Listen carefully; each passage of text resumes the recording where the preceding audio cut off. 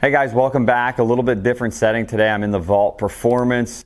It's a spot where lots of the guys that I work with end up spending some time working out, getting treated, doing some movement stuff, so it's a great spot. So today, I'm trying to mimic what it would be like if I was inside training in a spot where I couldn't see ball flight or I'm hitting it to a net throughout the wintertime, okay? So what I'm doing today is I'm gonna highlight club face and talk a little bit more about the club face.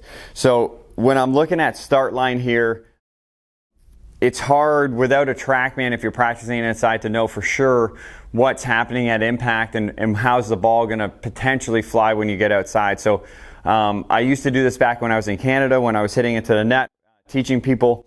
So I'm set up here. I have the TrackMan calibrated at this stick, but my idea here is we're imagining that I don't have the TrackMan and I'm just using the stick as a reference for what the start line is and ultimately going to help me dictate what the club face is, okay? So if I just set up here and I hit sort of half one, I'm going to try my best to sort of hit it towards that stick, just a light one. Okay, so that sort of hit just on the right edge of that stick. So we'll see what the club face showed there. So if I come in here, so I got club face reading at 3.9 open. So I was hitting it. That is an open face. That ball will be going unless my path is more to the right. So say, for example, the path was 6 from the inside and the face was 4 open, or the path was 8 from the inside and the face was 4 open. That ball is going to work back to the target. But in most situations, 4-degree open face is not going to be what we're looking for, okay? So I just bumped the stick just a little bit here. So that one hit just outside the stick. So you can see it wasn't that far to the right, but it still was 3.9 open. So it can really help you dial in your starting point here. So I'll see if I can do a little bit more, a better job of squaring the face on this one. Okay, so that seemed a little closer to the stick. Let's see what we got there. So that one was 0.4 degrees open, so barely open. That's gonna help me produce a lot straighter shots.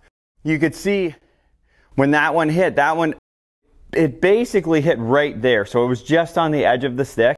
So when you're working on this at home, if this is your setup, or you could always do this on the range too. It doesn't necessarily have to be into a net. If you have a stick, so I got this stick about 9 feet ahead of me, and if I have a stick like that on the range, when I'm hitting shots, obviously if I hit the stick, would be a 0 start or 0 club face or around 0. And then if it's going way to the right, you know the face is open. If it's going a little bit to the left, you know the face is a bit closed. So just to highlight the difference, if I go, okay, I'm gonna make sure I close the face here.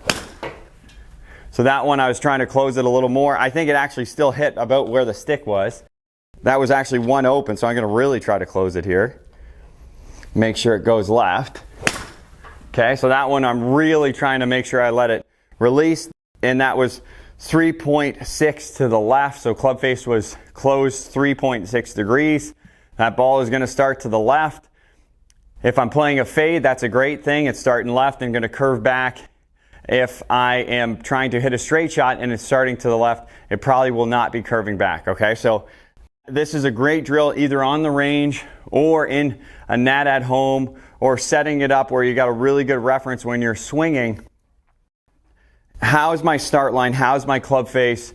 You know, ultimately that's going to lead to better shots. If we could be a little bit more square with the face for most people, that's going to help you hit it straighter, help you hit it more solid, ultimately help you play a little bit better golf.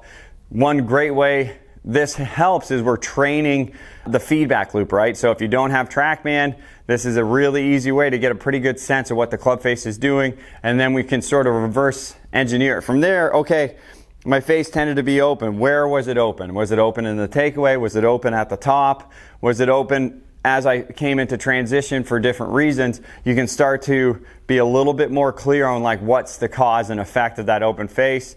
If you need any more help or understanding of that, make sure you check the description below. Got a great program coming out to help golfers get a better understanding of their tendencies. But this one is a great one. Get some visual feedback, help you hit it better, help you hit it more online if we get that club face a bit more square. Thanks so much for watching, guys.